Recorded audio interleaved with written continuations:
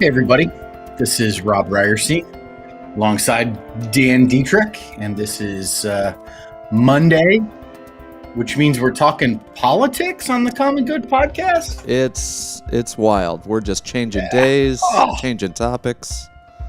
Exactly. But Mondays are the new politics day. The new politics day. In the past, we've talked politics on Tuesdays because Tuesday is typically election day. When we hold elections in our country. But we've shifted things up a little bit, and we are now on Mondays. That's because of the We the People ride, which is taking place right now. It's an effort of Vote Common Good, trying to bring some attention and shine the spotlight on our southern border and the need to have a common good immigration and border policy. And so our fearless leader, Doug Padgett, is riding a bike along the southern border and doing that with some other folks that are joining him, and they're having a really great time. And I think, Dan, Tuesday evenings they're going to do a bit of kind of a report, and that's why we've shifted the politics podcast to Mondays. Yeah, that's right. We're going to go live on Tuesday nights from the We the People ride and check in with them, see how the ride's going, hear some of the stories that they're hearing firsthand along the border there. So that's Tuesday nights. Yeah, people should definitely check that out. You should also be following Vote Common Good on Facebook and Twitter to get reports about how things are going down there at the southern border. And you can check out wethepeopleride.org. I think it's a .org, not a .com. I don't know. Dan's going to check quickly maybe for us. wethepeople.org, I think it is a place where you can find out all about what's taking place. And if you'd like to participate by sponsoring part of the ride, or riding along in your local community, or even going to the southern border and getting on a bike and riding along for a day or two or a month, you certainly can do that. Dan, you're going to be out there getting on a bike, aren't you? Yeah, next week I'm heading down there and getting on a bike. I've been trying to ramp up my miles and trying to get ready. How far are you riding now? Oh, not nearly enough. I'm like 12 to 15 miles, and I think they're doing like 40 to 50 a day. But, we'll get there. I'm sort of a, tortoise in there. I'm the tortoise, slow and steady. Yep. We'll do it. Yeah. Well, we at Vote Common Good, we did in 2020 a march from Charlottesville, Virginia to Washington, D.C. And over the course of, I think it was 13 days, we walked those 135, 140 miles or so. Yeah. And most days we averaged, last day was a little bit shorter heading into DC, but most days we did about 13 miles walking. And I don't know, Dan, if you've ever walked 13 miles in a day, day after day after day after day. It was rough. It was rough. And that's what's giving me a little bit of pause about biking for 50 miles a day. So we'll look forward to hearing your reports. Yeah. Dan, you are in South Bend, Indiana. I am in Fayetteville, Arkansas. These are both big college football towns. Football is back. You had a big game there in South Bend with Notre Dame over the weekend. We had a big game here in Fayetteville with the Razorbacks knocking off the University of Texas, which is always fun. The NFL started up over the weekend. My Cleveland Browns just barely couldn't hang on and lost a heartbreaker to the Kansas City Chiefs. Well, my Chicago Bears just blew it very early on and never had a chance. So yep.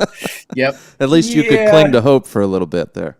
Yep. Yeah, it is not a typical Browns, the Browns are going to Browns and that's the end of it.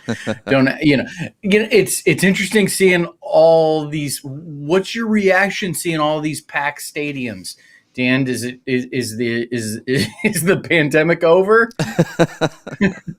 It's definitely, yeah, I do have mixed feelings. I went to the Notre Dame game on Saturday, took my boys. It was their first Notre Dame game, super fun. I felt good about it. I'm vaccinated. My oldest son is vaccinated. We wore masks. We were outside. There's a nice breeze. And it wasn't a full capacity crowd, so we had space around us. Didn't feel like anyone was breathing on us. And we just kind of avoided all the like close quarters indoors places. So I felt good about it. But yeah, anytime you get a whole bunch of people in a little bitty place, you wonder like, am I participating in a super spreader event? And you weigh that. So As I was sitting on my back porch on Saturday evening watching the University of Arkansas knock off the 15th ranked University of Texas Longhorns, and I was watching as time expired, the student section begin to spill out into the field, and then people from all over the stadium storming the field. And there was probably 10,000 people on the field after the game, and that was the word that came to mind for me was, oh, this is a super spreader event. Like what's happening right now? Now it might be worth it to celebrate, beating Texas. But so some things we want to talk about today, and kind of look at some things that are in the news and some different perspectives of what's happening from kind of the lens of the political implications of that. And over the weekend, in addition to, football season being back, the other big thing over the weekend was that we as a nation kind of paused and remembered the events that took place 20 years ago on 9/11 and had a commemoration of that. Dan, what was 9/11 like for you 20 years ago? Where were you at? How did that hit you? How did that impact you? Yeah, I was in high school at the time. I suddenly feel old. And we were sitting in class, and then they turned on the TVs in all the classes and saw live footage of the first tower on fire, and then we all watched live as the second plane hit. And those, like a whole generation of people, those images are sort of just emblazoned in my mind. And then the world changed, Yeah, absolutely. I never turn on the TV in the morning. Like it's just not we're not morning TV watchers in our house.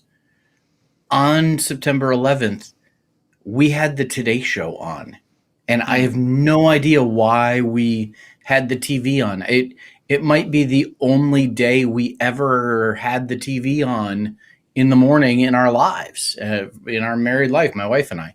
And so, we saw it happen, live on television as well. And certainly was a day that changed the world. And we took some time to pause and remember as a nation, and a number of gatherings took place in New York, in Washington D.C., in Shanksville, Pennsylvania, and a number of current and former presidents participated in that. In New York, President Biden and his wife were there. The First Lady, former President Obama, former President Clinton, and both of their wives were there. And then in Shanksville, Pennsylvania, former President Bush was there and spoke. And it was at one of those moments where we as a nation kind of set aside the politics, right? You set aside the trying to score points for your team to win, and you remember the lives that were lost. You honor the heroism of the people who offered help on that day and in the following days. You reflect on the way that changed the world and the impact it had, both in terms of, how we kind of view ourselves as a nation, and also our involvement in, in the affairs of nations around the world as a result. There's much to contemplate and much to think about, much that needs to be said that doesn't need to be political at all.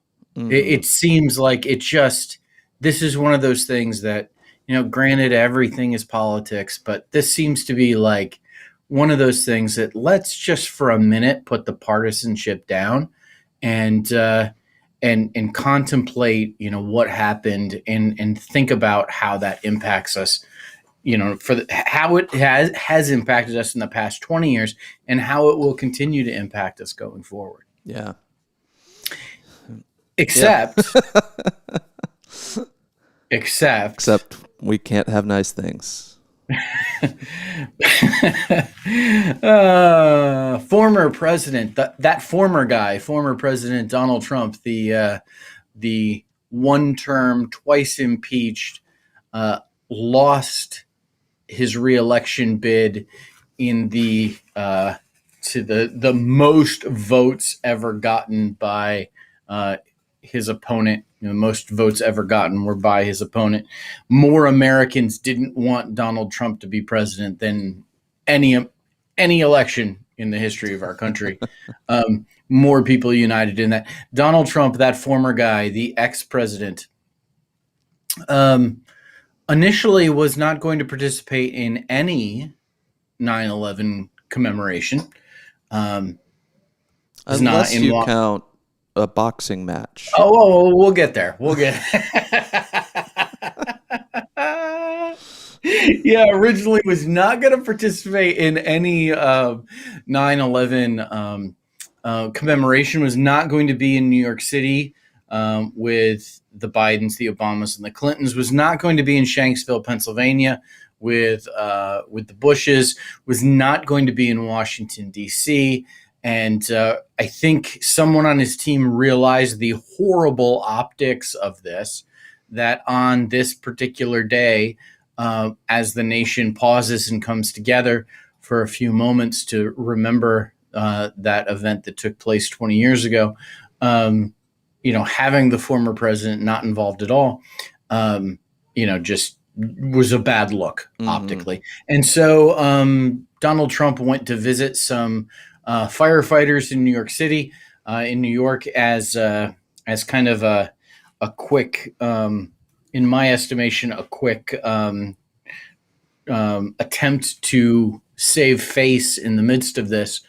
And when he went to visit these firefighters and spoke to them, he couldn't help himself. He complained about President Biden and the withdrawal from Afghanistan and how he would have done it differently. He talked about how the 2020 election was rigged against him. And he also hinted at the fact that he is going to run for election as president of the United States in 2024. He said something along the lines of, I'd like to tell you about it, but I can't because of campaign finance laws. But you're going to be happy. You're going to be very, very happy. Something along those lines. And while everyone was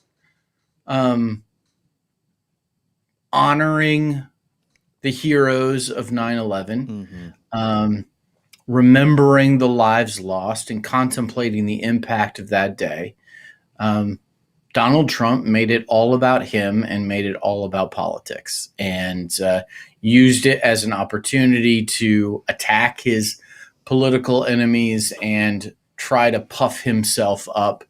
And it was just the grossest of kind of misappropriation of what should be a very solemn day. Yeah.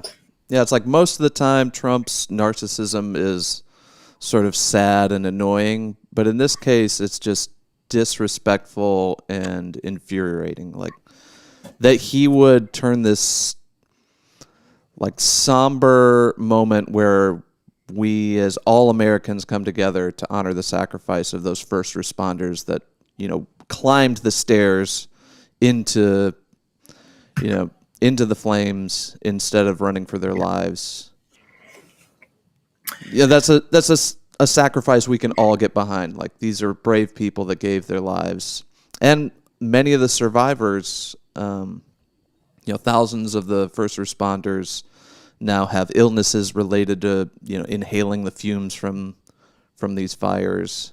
Yeah, and so these are people we need to continue to celebrate. And this guy finds a way to make it about himself. yeah, And yeah, and as you hinted at, Dan, he he didn't just speak to some firefighters in New York. He also was the guest commentator in a boxing match on 9/11. Evander Holyfield, you remember that guy, former world champion. Evander Holyfield, who maybe most famously is known for having his ear bitten off by Mike Tyson. Evander Holyfield, who is 87 years old? How old is Evander Holyfield? I don't know. 58. He's 58 years old. Well, good for him. Still at it. I'm not sure 58-year-olds should be fighting. Evander Holyfield has a boxing match with Vitor Belfort. And I got to tell you, I had to look that up because I'm not super familiar with heavyweight boxing anymore. I don't even know who Vitor Belfort is, and I don't know if I'm pronouncing his name correctly at all. Donald Trump was the guest commentator in this boxing match. Now, that was announced long before his trip to visit firefighters in New York was announced. And Dan, I think you might even have been on a group text where I sent the promotional image. Like, what is this guy doing? His 9/11 plans are to commentate on a boxing match. Well, Rob, if we can't have a modern gladiatorial battle to commemorate 9/11, then the terrorists truly have won. And Donald Trump's going to put himself right in the middle of that. I guess the only thing that maybe we could take solace in is that the match didn't even last one round. I didn't even pay attention to it. Yeah, Evander Holyfield sadly was knocked out in the first round, and former world champion, twice bitten. I don't know if he's twice bitten, at least once bitten. Once shot. And didn't have to listen to the commentary from the former president, twice impeached. Talk about it for very long. So I think the world was spared something. Donald Trump just absolutely ridiculous. Now, probably the only thing worse you could do on 9/11 is something crazy like invite the Taliban to Camp David. That would be a really bad look, I think. Oh, wait, he did that 2 years ago. Yeah. Now, I think, from a political perspective, I think long term, this doesn't, this isn't going to be something where people look back and say, oh, what Trump did on 9/11 was the end of him. But I think that there is, and Doug's talked about this over the last couple of weeks, I think there's a growing Trump fatigue that exists. There's a growing sense that, like, man, can't we just move on from this guy? And, I saw some polling today that showed that even amongst Republican voters, there's that sense that Trump could win in 2024 is dropping. And, there's more and more Republican voters who are thinking that he wouldn't have a chance in 2024. So I think this is just one of those things. that people get tired of listening to the tone deaf song for very long. And I think that, we'll look back at this as maybe, one of the straws on the camel's back that, like, I remember on Inauguration Day when Doug and I had a podcast called This Guy's Got to Go. We had a celebratory conversation on Inauguration Day from a hotel in Washington, D.C. And we were there to celebrate our new president and did our This Guy's Got to Go podcast that day. And we listed. I listed the top 10 crazy things that happened during the Trump presidency. And then we had about 20 honorable mentions because there was just so much to talk about. And it feels like, hey, do you remember the time Trump commentated on a boxing match on the 20th anniversary of 9/11? Is going to be one of those things that we go like, wow, that actually happened. And that's why, more and more people are getting sick and tired of this guy. And it seems, his base loves to claim that they are the most patriotic people in the world. Mm-hmm. They love America more than anybody else. Well, what's your leader doing this for? Why isn't he acting in a patriotic way? And a presidential way. It's like all the other living presidents that were able are on location paying their respects to those who lost their lives. And maybe 4 seasons total landscaping wasn't available for an event, but Trump threw together something at the last minute to, for the photo op, because fantastic. Like you said, someone in his team is like, maybe we should, in addition to the boxing match, go shake hands with a firefighter. Donald Trump. Someday we won't talk about Donald Trump anymore, and I look forward to that day. The other big thing that people were talking about over the weekend, at least in circles that I run in, and I was actually Friday afternoon was sitting in a cigar shop in Fayetteville doing some work, and every conversation, as I was eavesdropping a little bit, every conversation around me that was taking place was talking about the vaccine for the coronavirus, and particularly the mandate that Joe Biden announced on Thursday night, instructing businesses of 100 employees or more to require either vaccination for their employees or negative tests once a week. And so, it was, really,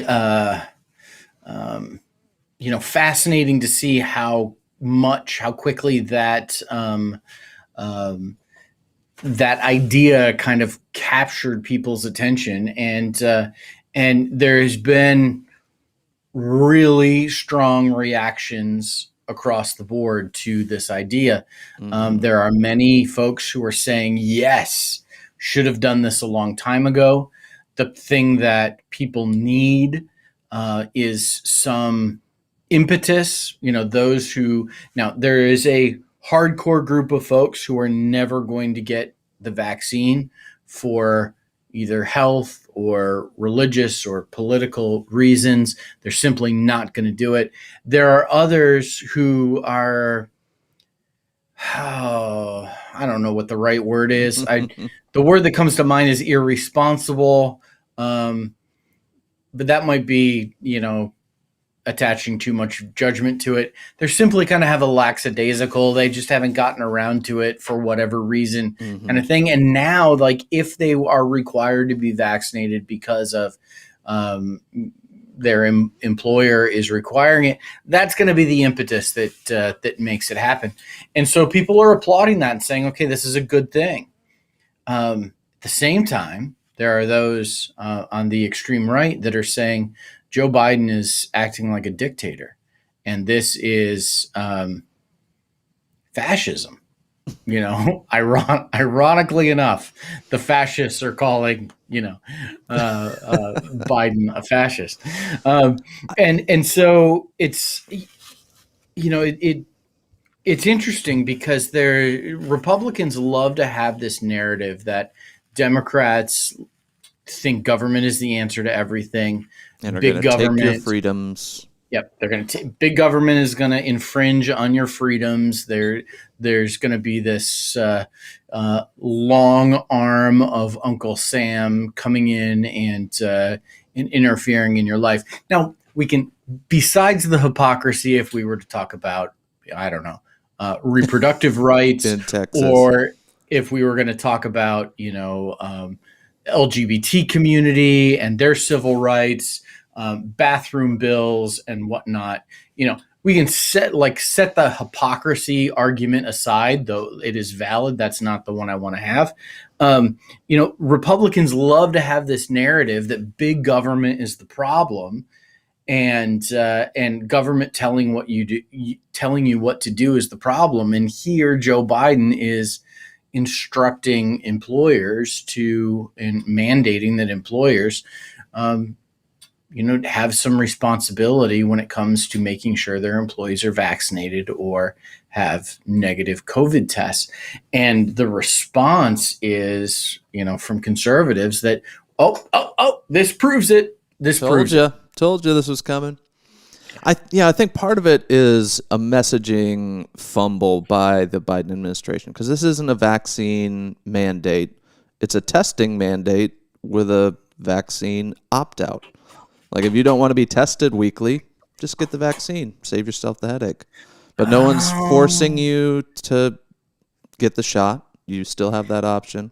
And I know there's I like what you did there, Dan. There's many people that are saying this is a vaccine mandate with a testing opt-out, and you just flipped that. Flip that around, Which I like it. I like that a lot. The Biden administration can pick up on that if they want. But. Yeah, that's good. I think, I think that Democratic candidates, and I have, a lot of my focus is working with candidates that are running for office. Democratic candidates that are in red districts or red areas, or whose election strategy, because of the numbers in their district, require that they move some percentage of typically Republican voting folks. I think this poses a real challenge for them. Yeah, because their opponents are going to be able to paint them as big government Democrats who are trying to interfere with the free market, and have this government overreach. And I think it's going to be a real challenge for them to overcome that. I've got some folks that I do some work with that they are saying, well, here's what we need to do. We need to just kind of come out swinging. And this is what Joe Biden did. And I don't know, Dan, if you saw his speech on Thursday, but while I completely agree with the policy, I thought the way he announced it, was that the whole, like, we're tired of being patient with you all, like, get on board? Yeah, it what it reminded me of? It reminded me of a stepdad trying to discipline his stepchildren and pull the, hey, I'm pulling rank, I'm the dad, I'm the parent here, and the kid's response being, you're not my real dad. And I can hear 80 million Americans, as Biden repeated that number a few times. I can think of 80 million Americans going, you're not my real president. You can't tell me what to do. Yeah. It's disconcerting. I think Biden's tone of, we're frustrated with you. We're going to keep being frustrated with you until you get, do what you need to do to get vaccinated. I don't know. Yeah, I I think think that's politically it true. was right. I think that's true. That's accurate. But it doesn't feel to me like that's the best tone to take to convince somebody to do something. Right. Yeah, if your goal is to actually get more people vaccinated and make a healthier society where we can actually move on past this You pandemic, know. I don't know how much good this did.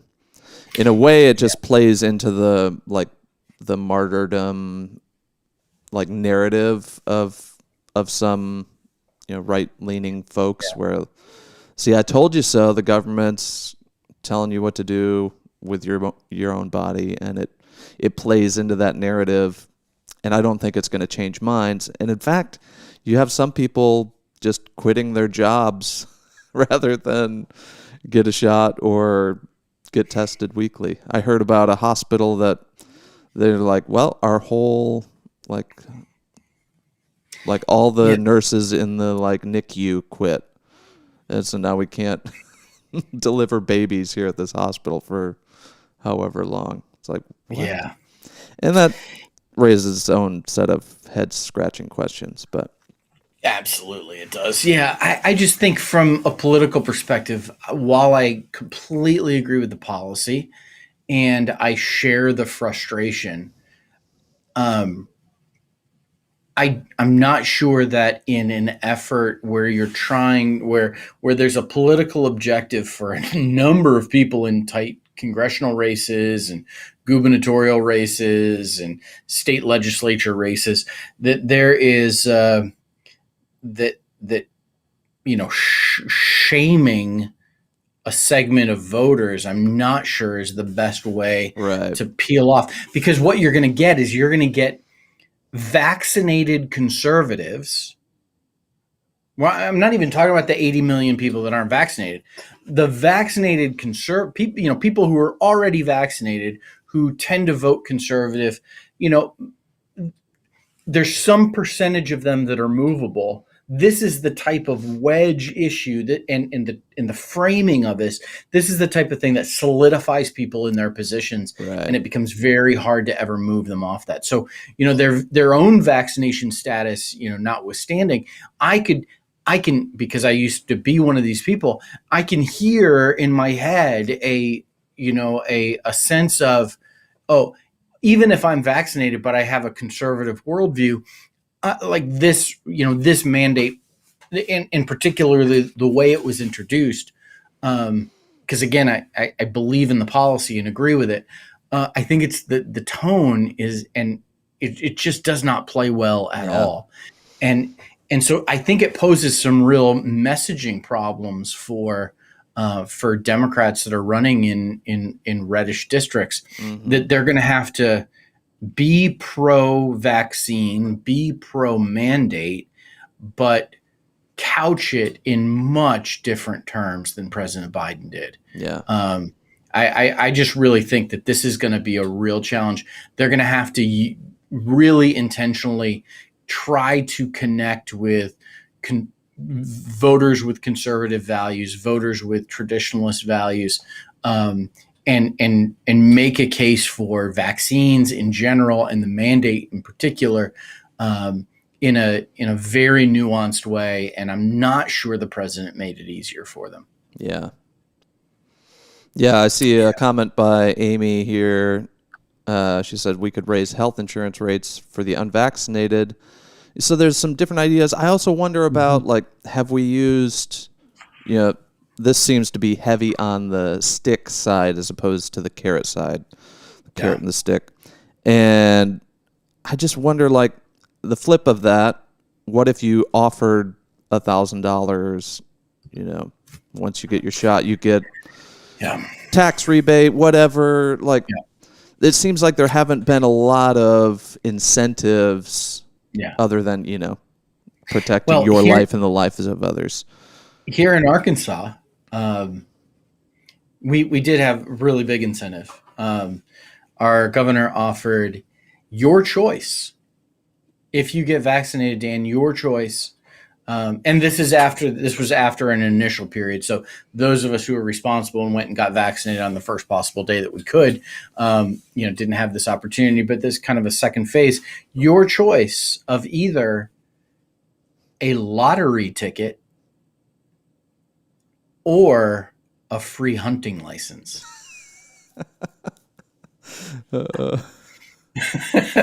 So we're doing it big. Yeah, Here in Arkansas. so you tried there. You tried with the incentives. I think stimulus checks for everybody who's vaccinated is the way to go. I think that could make a real difference. I think that I think you're right that the stick versus the carrot approach is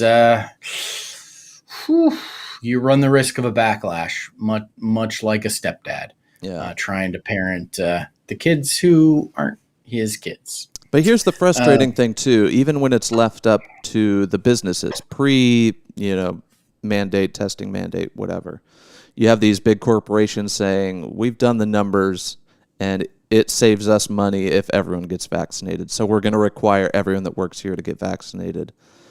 People still view that in some way as government overreach. Like they're still mad at Biden for private companies telling them they have to get vaccinated. So somehow it's still an infringement on their inalienable rights. So it's almost like a lose-lose situation for Biden. Either it's the free market and Biden takes credit for the loss of freedom on that side, or he does a mandate and also gets the heat for it. Yeah. Leslie just said in the comments that in California and Colorado, local dispensaries were giving out joints to people who got vaccinated. So clearly, Dan, we live in the wrong states, Arkansas and Indiana. You could have had a free hunting license. So I could have, but instead, I'm vaccinated. Which and have been since the day I became eligible to be vaccinated. Let's do this. Goodness. Well, listen, there's one more thing that it's just kind of a shift that I've been noticing that I just wanted to put out there for people to maybe to keep your eye out for. There's a number of things that take place in politics, and there's shifts that happen, and there's one that I've been noticing that that I think is going to be pretty significant.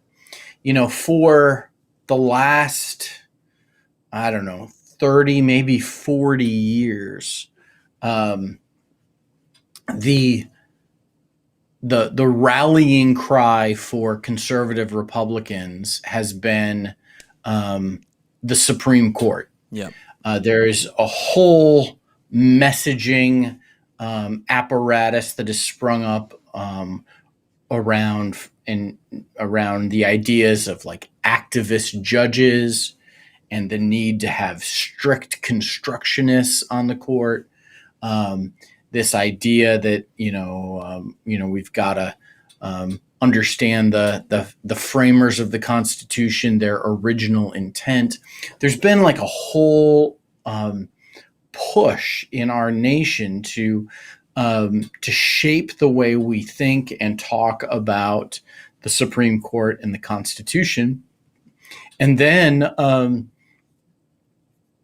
there's been a gigantic push amongst conservative Republican voters to understand the importance of controlling the Supreme Court.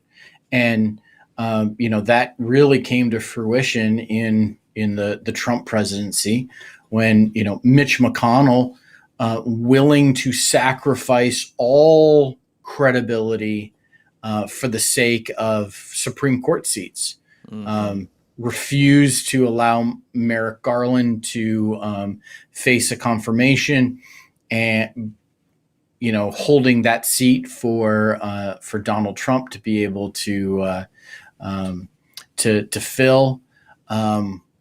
And then with Neil Gorsuch, and then Brett Kavanaugh, with all of the really disqualifying revelations that came out about him. He was, rammed through and confirmed at the Supreme Court. And then Judge Amy Comey Barrett, who in 8 days before an election was confirmed to the United States Supreme Court, completely obliterating the precedent set, by Mitch McConnell with Merrick Garland. And Republicans have just said, well, yeah, the Supreme Court is the battlefield for the culture war.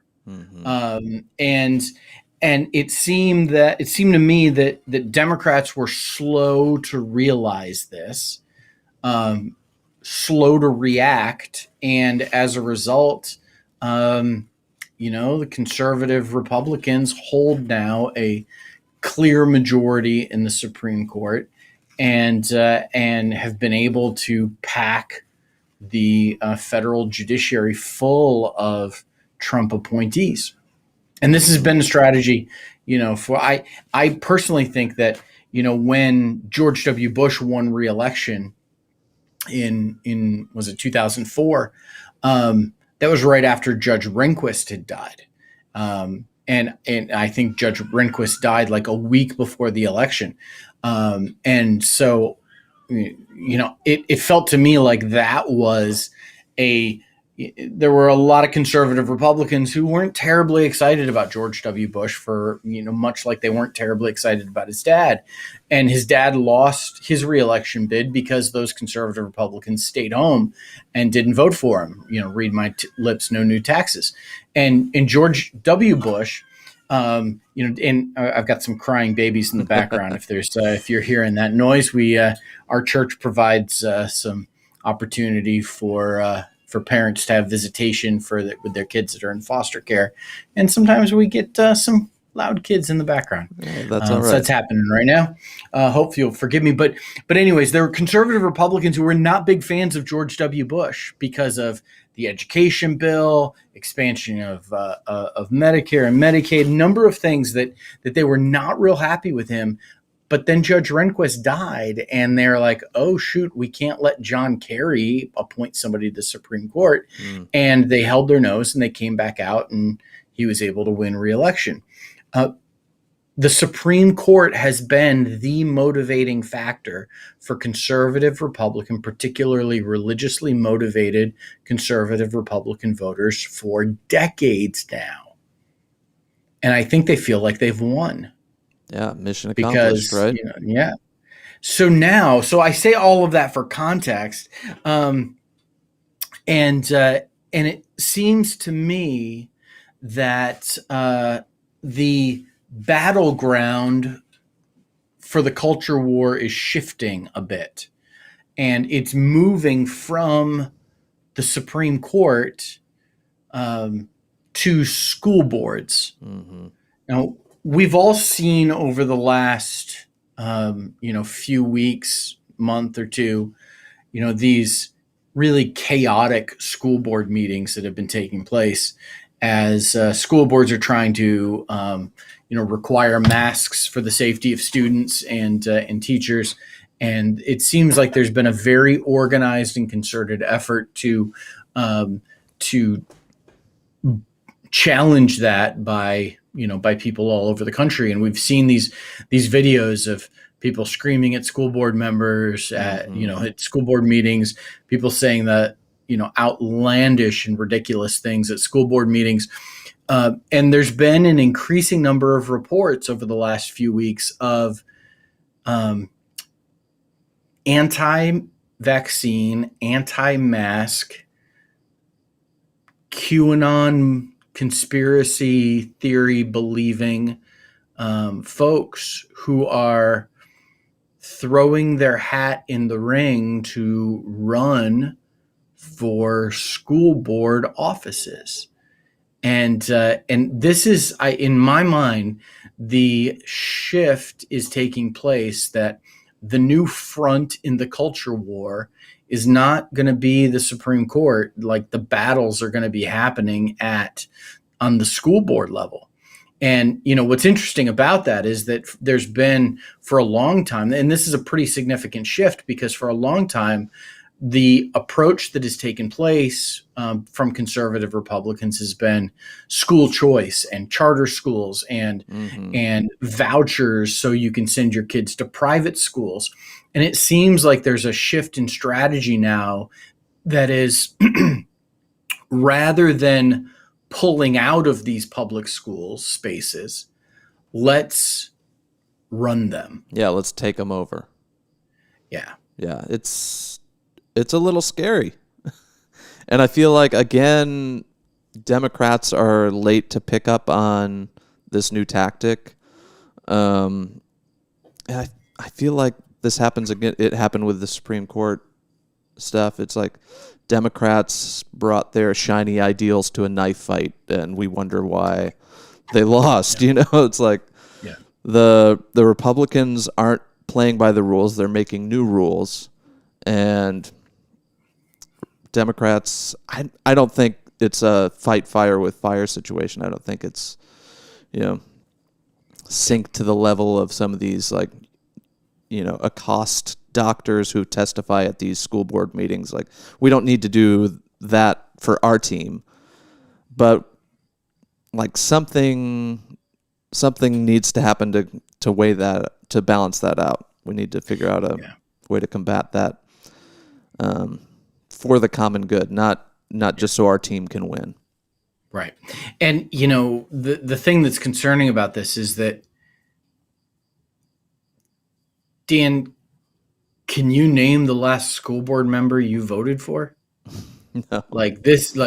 These are not. I actually can, because I had a friend run for school board, and we had his sign in our yard because he's a great guy and he would have made a great school board member. But you know what? He lost that race.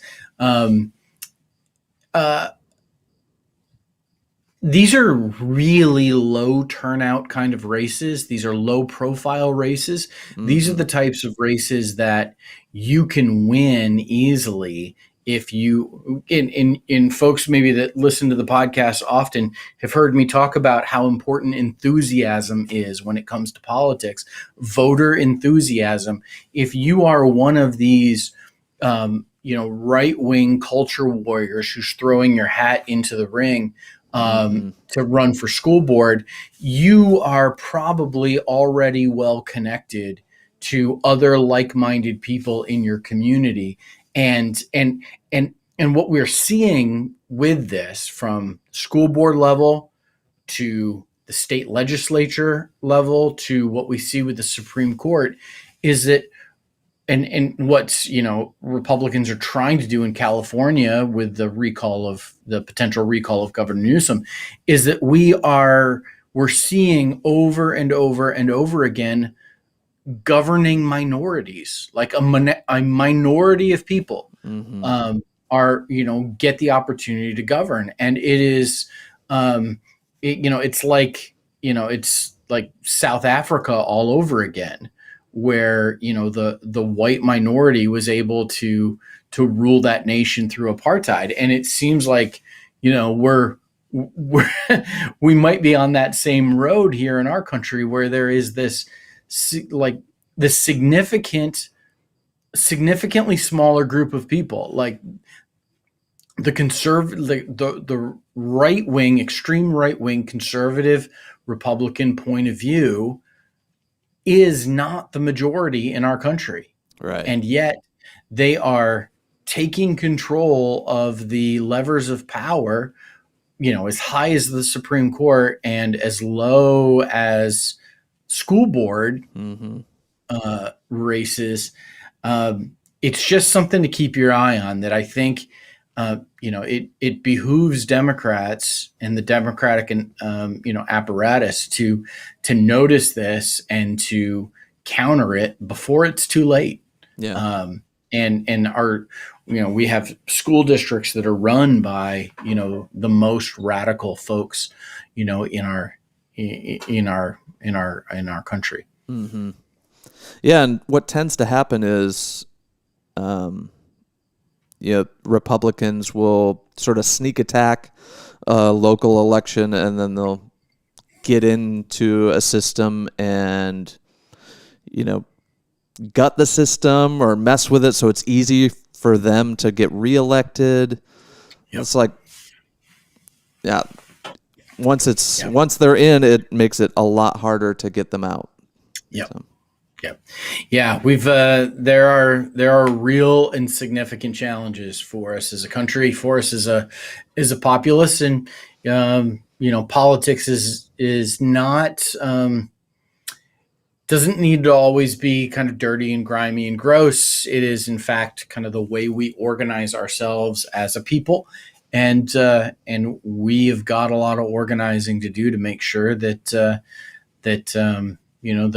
the good of all, the common good, is the result of how we do politics. Yeah. So, want to thank everybody for watching along. If you're on Facebook Live or YouTube or any of the other places where we show up, thanks for watching. If you're listening on the podcast, thank you so much for being a part of that.